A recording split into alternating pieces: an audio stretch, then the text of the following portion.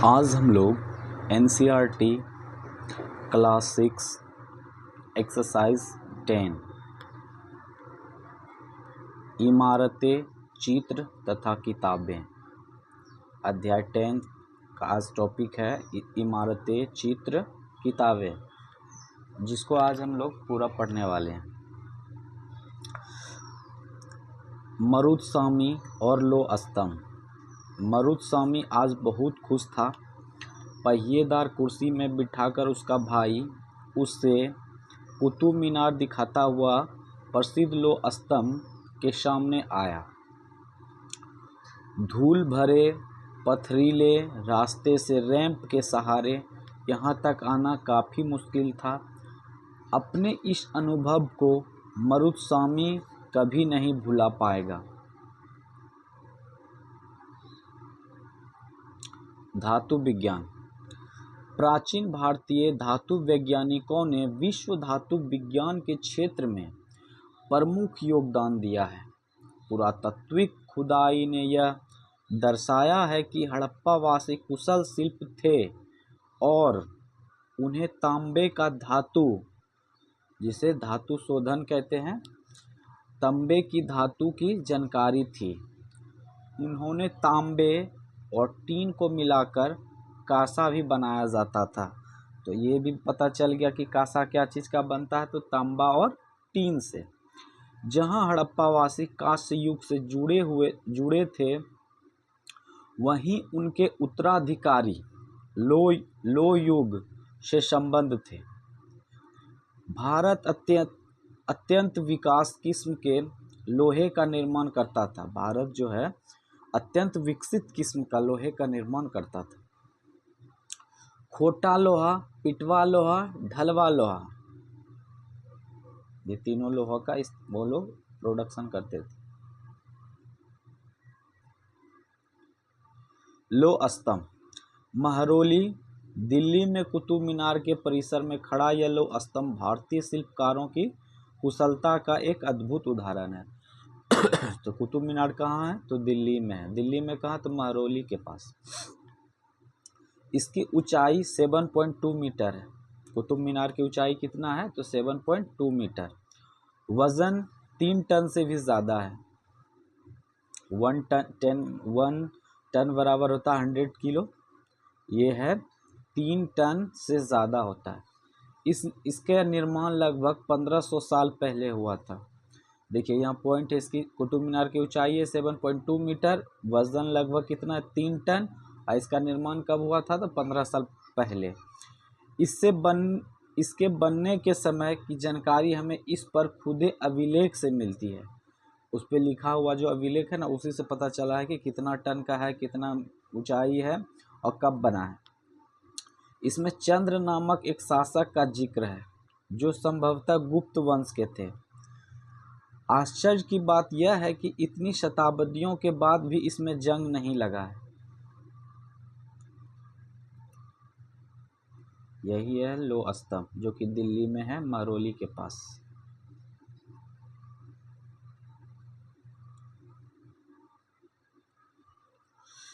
ईंटों और पत्थरों की इमारतें। हमारे शिल्पकारों की कुशलता के नमूने स्तूपों जैसी कुछ इमारतों में देखने को मिलते हैं। स्तूप का शाब्दिक अर्थ है टीला होता है। हालांकि स्तूप विभिन्न आकार के थे, कभी गोल या लंबे तो कभी बड़े बड़े या छोटे। उन सब में एक समान है। प्रायः सभी स्तूपों के भीतर एक छोटा सा डिब्बा रखा है। इन डिब्बों में कुछ बुद्ध या उनके अनुयायियों की शरीर के अवशेष जैसे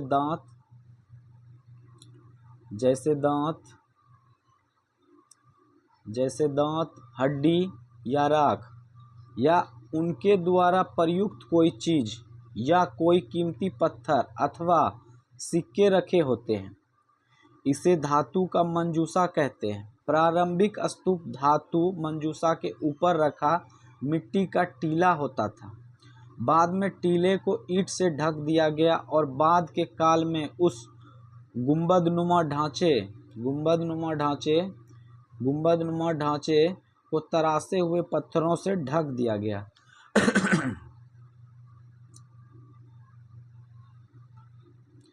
प्रायः स्तूपों के चारों ओर परिक्रमा करने के लिए एक वृत्ताकार पथ बनाया होता था। जो वो स्तूप था उसके चारों ओर घूमने के लिए, परिक्रमा करने के लिए एक वृत्ताकार पथ बनाया गया था, मतलब एक गोल जैसा रास्ता बनाया गया था, जिसे पद दक्षिणा पथ कहते थे। उसके चारों ओर घूमने वाला को क्या कहते थे? पद दक्षिणा पथ कहते थे। इस रास्ते को रेलिंग से घेर दिया जाता था, जिसे वेदिका कहते थे। वो रेलिंग जो घेर दिया जाता था ना, उसको हम लोग क्या कहते थे? तो वेदिका कहते थे। वेदिका में प्रवेश द्वार बने होते थे। वेदिका में क्या होते थे? तो प्रवेश द्वार बना होता था। इसी के बारे में बोला जा रहा है कि उसके ऊपर में घूमने के लिए रेलिंग होता है, और ये वृत्ताकार रास्ता दिया जाता है, फिर छोटे छोटे रेलिंग दिया जाता है। दक्षिणा पथ कहते थे किसको? वृत्ताकार पथ को। और वो रेलिंग से घेर जो दिया जाता तो उसे वेदिका कहते थे। वेदिका में प्रवेश द्वार बने होते थे। रेलिंग तथा तोरण प्रायः मूर्ति कला की सुंदर कलाकृतियों से सजे होते थे। वेदिका में प्रवेश द्वार जो होते थे, रेलिंग तथा तोरण प्रायः मूर्ति के सुंदर कलाकृतियों से सजा होते थे। मानचित्र 7 पृष्ठ 89 में अमरावती ढूंढो। यहाँ कभी एक भव्य स्तूप हुआ करता था। अमरावती में जो एक भव्य स्तूप हुआ करता था,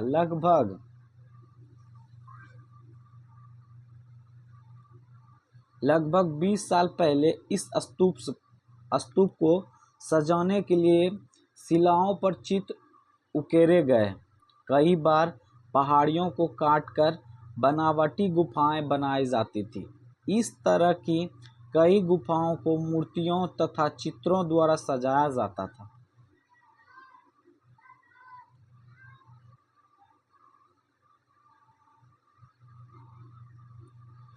इस काल में कुछ आरंभिक हिंदू मंदिरों का भी निर्माण किया गया। इन मंदिरों में विष्णु, शिव, दुर्गा जैसी देवी देवताओं का पूजा होती थी। मंदिरों का सबसे महत्वपूर्ण भाग गर्भगृह होता है। जैसे अगर ये प्रश्न पूछ दिया जाए कि मंदिरों का सबसे महत्वपूर्ण भाग क्या होता है, तो गर्भगृह होता है, जहां मुख्य देवी या देवता की मूर्ति को रखा जाता था। इसी स्थान पर पुरोहित धार्मिक अनुष्ठान करते थे और भक्त पूजा करते थे। अक्सर गर्भगृह को एक पवित्र स्थान के रूप में दिखने के लिए भीतरगांव, नेक्स्ट चैप्टर में देखते हैं, पहले इसको देख लेते हैं। यहाँ क्या है? सांची के स्तूप के बारे में थोड़ा सा बताया गया है। ऊपर जो ये दिया गया हुआ था, ये जो अभी बताए थे, ये सांची का स्तूप है, ठीक है। सांची का स्तूप महान स्तूप है। सांची का स्तूप जो है एक महान स्तूप है, वो मध्य प्रदेश में है। सांची का स्तूप, यहाँ से प्रश्न भी बनता है कि सांची का स्तूप कहाँ है, तो एमपी में है, मध्य प्रदेश में। इस तरह के स्तूपों का निर्माण कई सौ सालों तक चलता रहा। इस स्तूपों में ईंटों का प्रयोग संभवतः अशोक अध्याय 7 के ज़माने का है, जबकि रेलिंग और प्रवेश द्वार बाद के शासकों के काल में जोड़े गए थे। मतलब वो जो ऊपर का जो रास्ता था, प्रवेश द्वार, और जो रेलिंग जो था, ये दोनों का रास्ता वो दूसरा शासक के द्वारा जोड़ा गया था। बाएं अमरावती की एक शिल्पकृति, इस चित्र को देखकर इसे वर्णन करें। अमरावती की एक शिल्पकृति है, तो अमरावती का शिल्पकृति कौन सा है, तो ये है अमरावती का एक शिल्पकृति। और ये था क्या, तो सांची का स्तूप था ये, जो कि मध्य प्रदेश में है। क्या कह रहा है यहाँ? पवित्र स्थान के रूप में दिखने के लिए भीतरगांव, इसको थोड़ा देख लेते हैं। भीतरगांव जैसे मंदिरों में उसे ऊपर काफ़ी ऊंचाई तक निर्माण किया जाता था, जिसे शिखर कहते थे। शिखर थोड़ा देख लेते हैं किसको कहते हैं। जैसे कि ये वाला पार्ट हो गया शिखर हो गया, ये वाला पार्ट हो गया शिखर, ये वाला पार्ट, ये सब पार्ट जो ऊपर वाला होता है, ये शिखर होता है। शिखर निर्माण के कठिन कार्य के लिए सावधानी से योजना बनानी पड़ती थी। अधिकतर मंदिर में मंडप नाम की एक जगह होती थी। पहले देखिए क्या था, गर्भगृह था, गर्भगृह हुआ, फिर उसके बाद क्या हो गया, शिखर हो गया। अब क्या हो रहा है, तो मंडप नामक एक जगह होती थी। यह एक सभागार होता था जहां लोग इकट्ठा होते थे और बैठ विचार के अपना जो भी करना होता था करते थे। मानचित्र 7 पृष्ठ 89 में महाबलीपुरम के एहोल को ढूंढो। इन शहरों में पत्थरों से बने कुछ उत्कृष्ट मंदिर, उनमें से कुछ दिखाए गए हैं।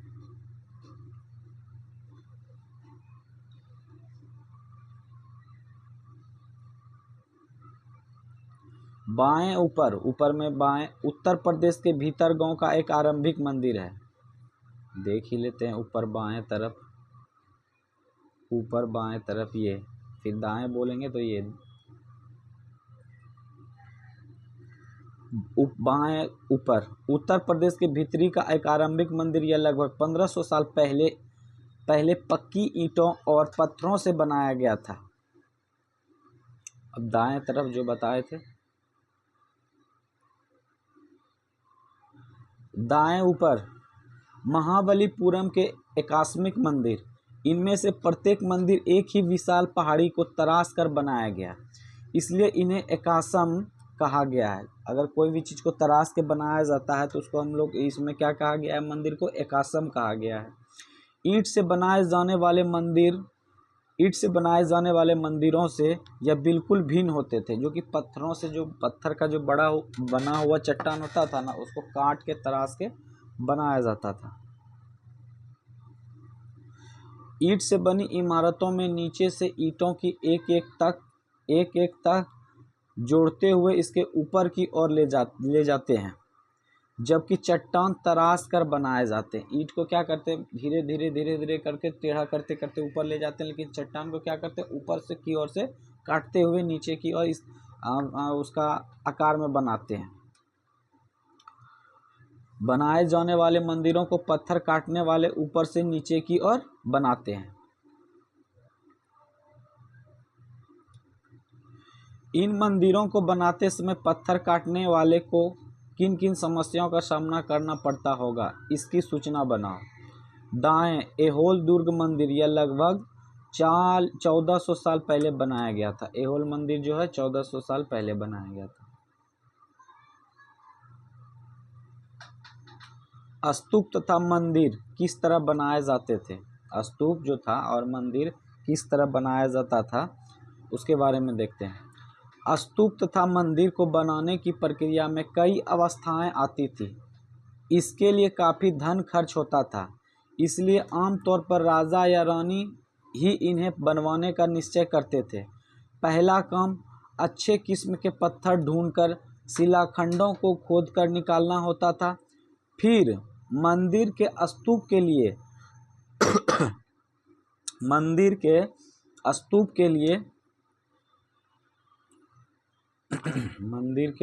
के लिए सोच विचार कर तय किए गए स्थान पर शिलाखंड को पहुंचाना होता था।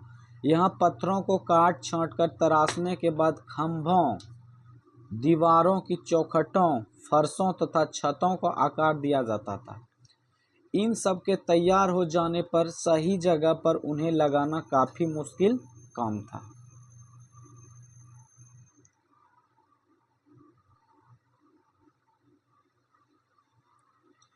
इस तरह के शानदार ढांचों का निर्माण करने वाले शिल्पकारों को सारा खर्च संभवतः राजा रानी ही देते थे।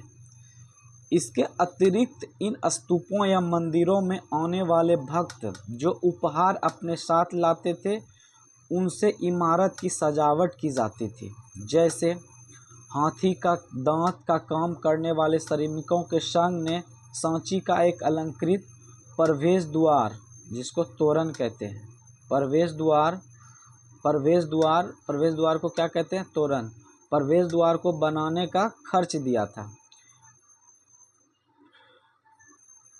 इनकी सजावट के लिए पैसे देने वाले में व्यापारी, कृषक, माला बनाने वाले, इत्र बनाने वाले, लोहार, सुनार तथा ऐसे कई स्त्री पुरुष शामिल थे, जिनके नाम खंभों और रेलिंगों तथा दीवारों पर खुदे हैं। थोड़ा सा और वहाँ छूट गया है बगल में, देख लेते हैं यहाँ पे।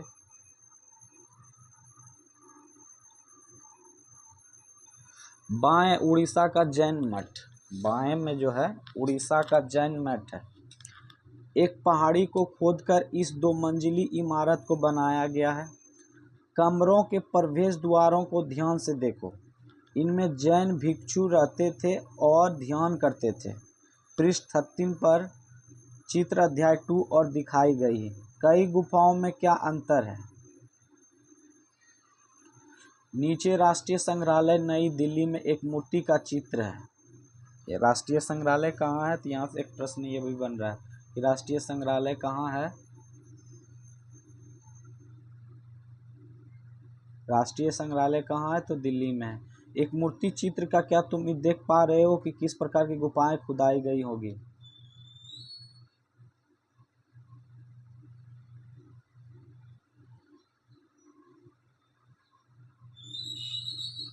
तथा दीवारों पर खुदे हैं।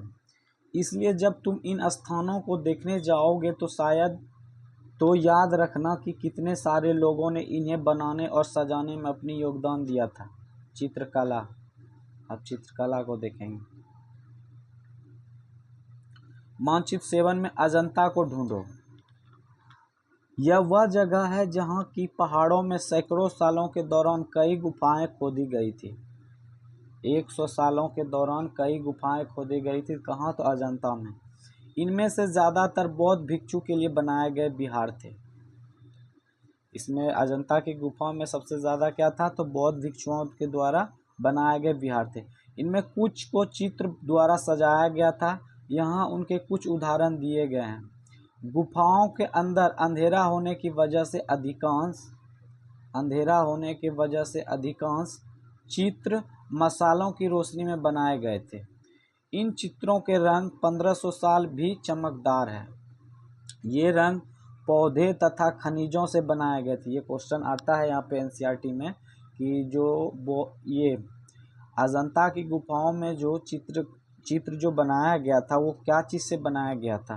तो ये बनाया गया था, ये रंग जो बनाया गया था चमकदार रंग पौधे तथा खनिजों से बनाए गए थे। इसमें महान कृतियों को बनाने वाले कलाकार अज्ञात हैं।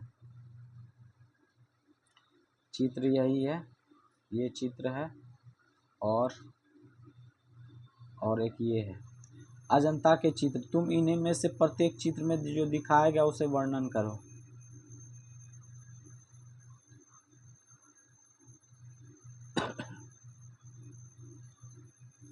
पुस्तकों की दुनिया। इस युग में कई प्रसिद्ध महाकाव्यों की रचना की गई। इन उत्कृष्ट रचनाओं में से स्त्री पुरुषों की वीर गाथाएं तथा देवताओं से जुड़ी कथाएं हैं।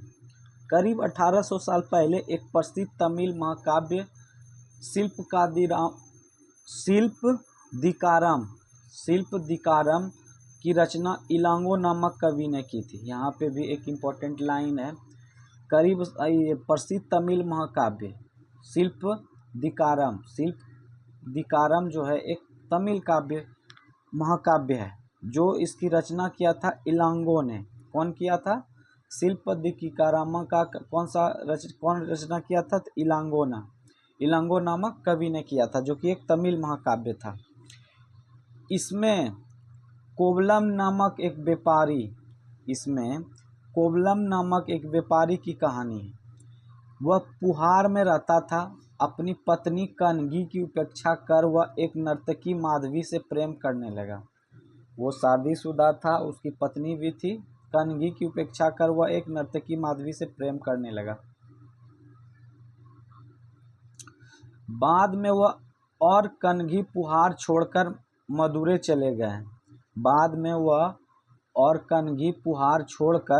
चले गए। वहां पांड्य राजा के दरबारी जोहरी ने कोलवन पर चोरी का झूठा आरोप लगाया, जिस पर राजा ने उसे प्राणदंड दे दिया। कनगी, जो अभी भी उससे प्रेम करती थी, इसे अन्याय के कारण दुख और रोष से भर गई। उसने मदुरै शहर को विनाश कर डाला, शराब डाल दिया, पूरा विनाश हो गया।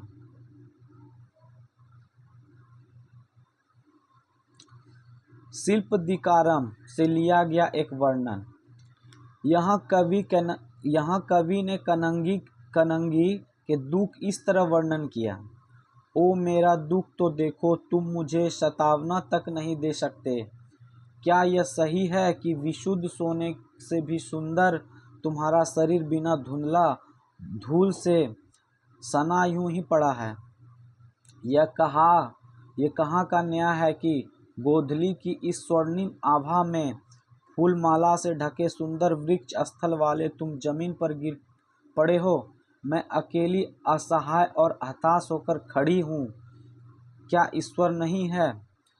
क्या इस देश में ईश्वर नहीं है? पर क्या उस स्थान पर ईश्वर रह सकते हैं जहाँ के राजा की तलवार निर्दोष नवागुनत के प्राण ले लेती है? क्या ईश्वर नहीं है? नहीं है।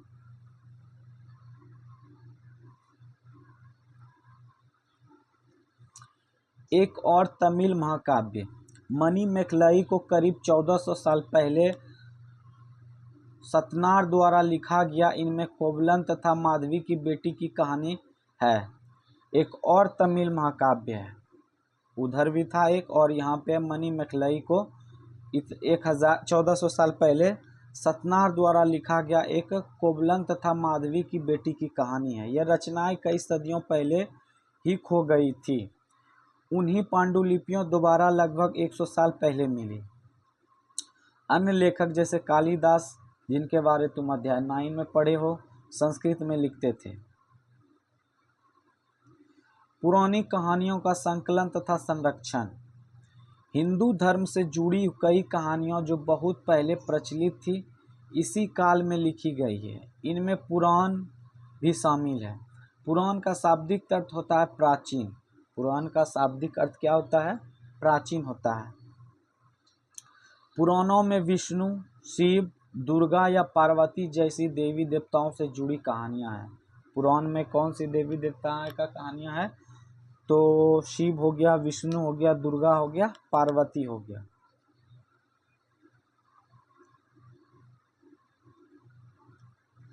मेघदूत का एक श्लोक देखेंगे।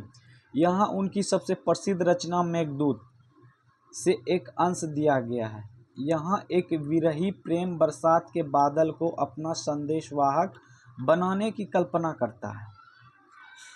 देखो इसमें किस तरह के कवि ने बादलों को उत्तर की ओर ले जाती ठंडी हवा की वर्णन किया है।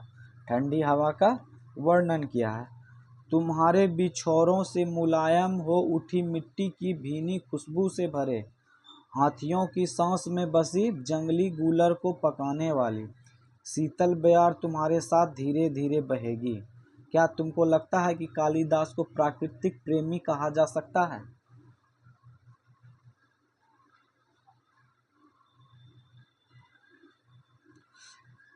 इन देवी देवताओं की पूजा की विधियां दी गई है। इसके अतिरिक्त इनमें संसार की सृष्टि तथा राजाओं के बारे में कहानियां हैं। अधिकतर पुराण सरल संस्कृत श्लोक में लिखे गए थे। अधिकतर पुराण जो था ना, संस्कृत श्लोक में लिखे गए थे, जिससे सब उन्हें सुन और समझ सके। पुराणों का पाठ पुजारी मंदिरों में किया करते थे, जिसे लोग सुनने आते थे। पुराणों को जो पढ़ाई होता था, मतलब पाठ होता था, उसको पंडित करते थे, उसको सुनने के लिए लोग आते थे। दो संस्कृत महाकाव्य महाभारत और रामायण। दो संस्कृत महाकाव्य कौन था? तो महाभारत और रामायण लंबे अरसे से लोकप्रिय रहे हैं। तुम में से भी कुछ बच्चों ने इन कहानियों से परिचित होंगे। महाभारत कौरवों और पांडवों के बीच की कहानी है। महाभारत जो है ना, किसका किसका कहानी है? उसमें कौरवों और पांडवों के बीच के युद्ध की कहानी है। इस युद्ध का उद्देश्य पुरु वंश की राजधानी हस्तिनापुर की गद्दी प्राप्त करना था। क्या था? तो पुरु वंश की राजधानी हस्तिनापुर की गद्दी प्राप्त करना था। इस वजह से महाभारत हुआ होगा। यह कहानी तो बहुत ही पुरानी है, पर आज इसे हम जिस रूप में जानते हैं वह करीब 1500 साल पहले लिखी गई है। माना जाता है कि पुराणों और महाभारत दोनों को ही व्यास नामक ऋषि ने संकलित किया है। देखिए यहाँ पे टॉपिक है, मस्त लाइन है। पुराणों और महाभारतों को दोनों को कौन संकलित किए हैं, मतलब लिखे हैं? तो व्यास नामक ऋषि ने लिखे हैं।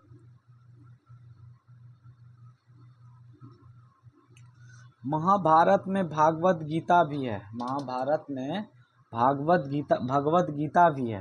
रामायण की कथा कौशल राजकुमार राम के बारे में। रामायण में किसकी कथा है? तो कौशल के राजा राजकुमार राम के बारे में है। उनके पिता ने उन्हें वनवास दे दिया था।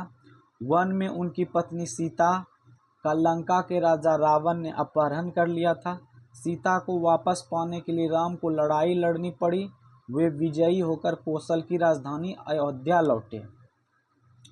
महाभारत की तरह ही रामायण भी एक प्राचीन कहानी है, जिसके बाद में लिखित रूप दिया गया।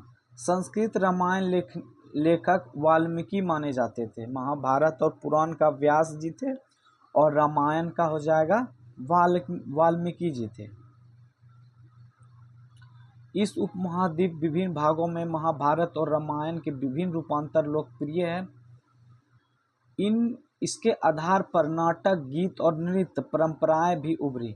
पता करो तुम राज्यों में कौन सा रूपांतर प्रचलित है।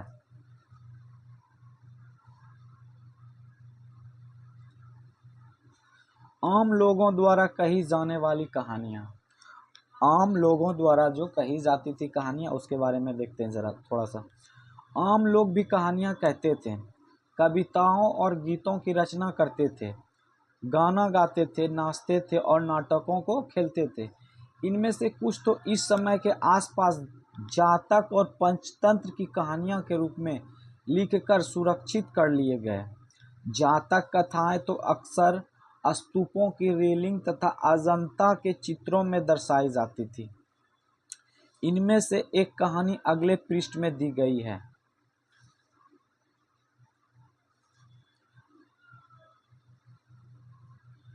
बंदर राजा की कहानी। एक स्टोरी आ गया है यहाँ पे, बंदर राजा की कहानी। एक समय बंदरों का एक महान राजा हुआ। वह हिमालय पर गंगा के किनारे अपने 80,000 अनुयायियों के साथ रहता था। इन सारे बंदरों का खास आम के पेड़ के फल बहुत प्रिय थे। ये आम बड़े मीठे होते थे। इतने स्वादिष्ट आम धरातल पर नहीं उगते थे। एक दिन पका हुआ आम गंगा नदी में गिर बहते बहते वाराणसी पहुंच गया। उस वक्त नदी में वहां एक राजा नहा रहा था।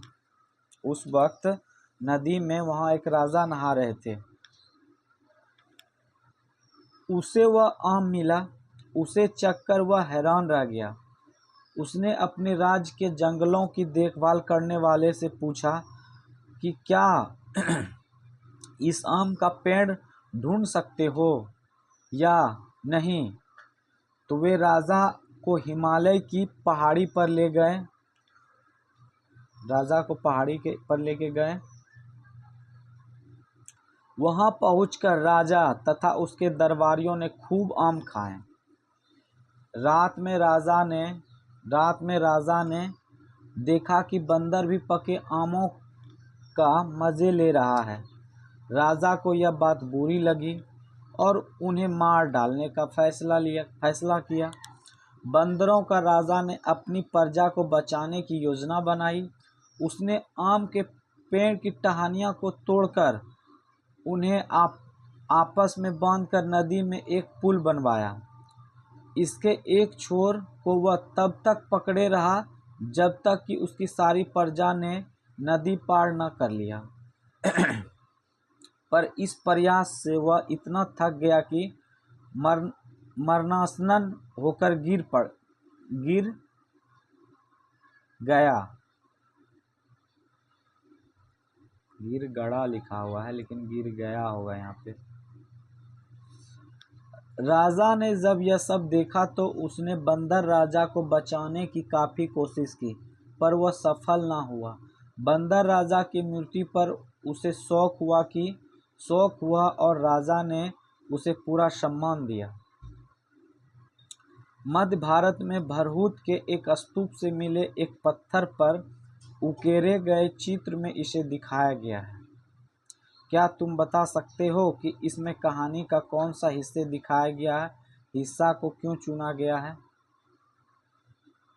यही है बंदर और वो पेड़ और नदी और राजा के बीच की जो कहानी हुआ।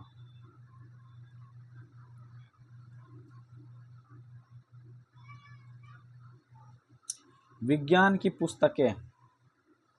विज्ञान की पुस्तकें। इसी समय गणितज्ञ तथा खगोलीय शास्त्री आर्यभट्ट ने संस्कृत में आर्यभट्टियम नामक पुस्तक लिखी। आर्यभट्टियम पुस्तक किसने लिखे हैं? तो खगोल शास्त्री आर्यभट्ट ने। इसमें उन्होंने लिखा कि दिन और रात पृथ्वी के अपनी धुरी पर चक्कर काटने की वजह से होते हैं। उसने ही लिखा कि दिन और रात जो होता है पृथ्वी अपनी के धुरी के चक्कर काटने की वजह से होता है, जबकि लगता है कि रोज सूर्य निकलता है तथा डूबता है। जब लगता है कि रोज सूर्य निकलता है और डूबता है। उन्होंने ग्रहण के बारे में भी एक वैज्ञानिक तर्क दिया। उन्होंने वृत्त की परिधि को मापने का भी विधि ढूंढ निकाला, जो लगभग उतनी ही सही है जितनी कि आज प्रयुक्त होने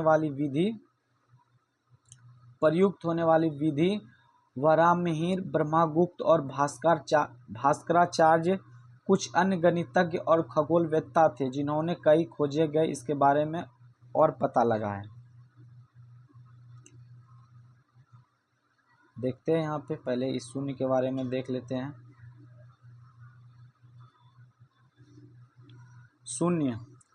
शून्य अंकों का प्रयोग पहले से होता रहा था। अब भारत में गणितज्ञों ने शून्य के लिए एक नए चिन्ह का आविष्कार किया। गिनती के लिए पद्धति अरबों द्वारा अपनाई गई थी। शून्य का जो था ये गिनती अरबों द्वारा अपनाई गई थी और तब यूरोप में भी फैल गई। आज भी यह पूरी दुनिया में प्रयोग की जाती थी। रोम के निवासी शून्य का प्रयोग किए बगैर गिनती करते थे। इसके बारे में और भी जानकारी हासिल करने की कोशिश करो। रोम के निवासी जो थे वो शून्य का प्रयोग नहीं करते थे गिनती में।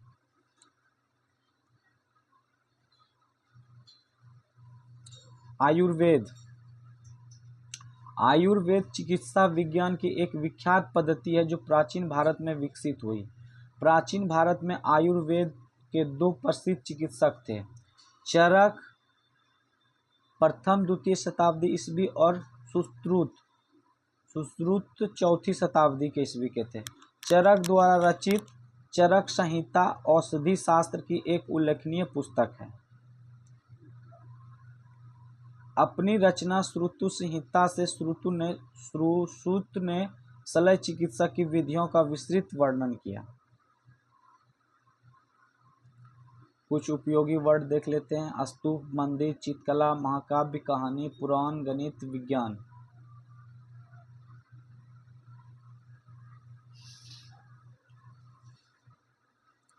कुछ क्वेश्चन देख लेते हैं।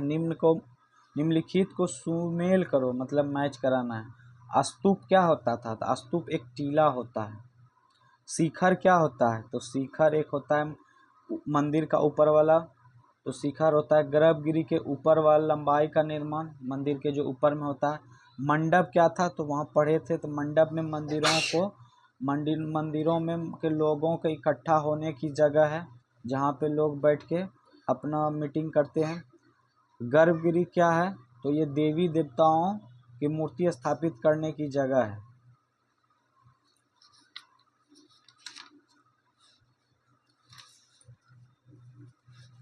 कुछ और प्रश्न है। दो नंबर, खाली जगहों को भरें। डैश एक बड़े गणितज्ञ थे, तो आर्यभट्ट न थे?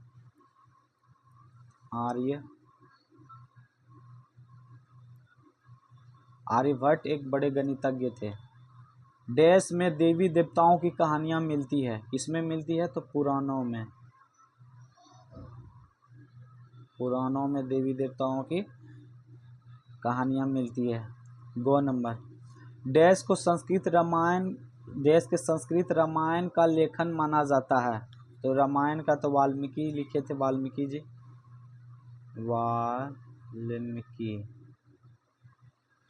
घ नंबर। डैश और डैश ने दो तमिल महाकाव्य थे। डैश और डैश दो तमिल महाकाव्य थे, तो क्या क्या थे? शिल्पादिकारम। शिल्पादिकारम एक थे और एक मणिमेखलई।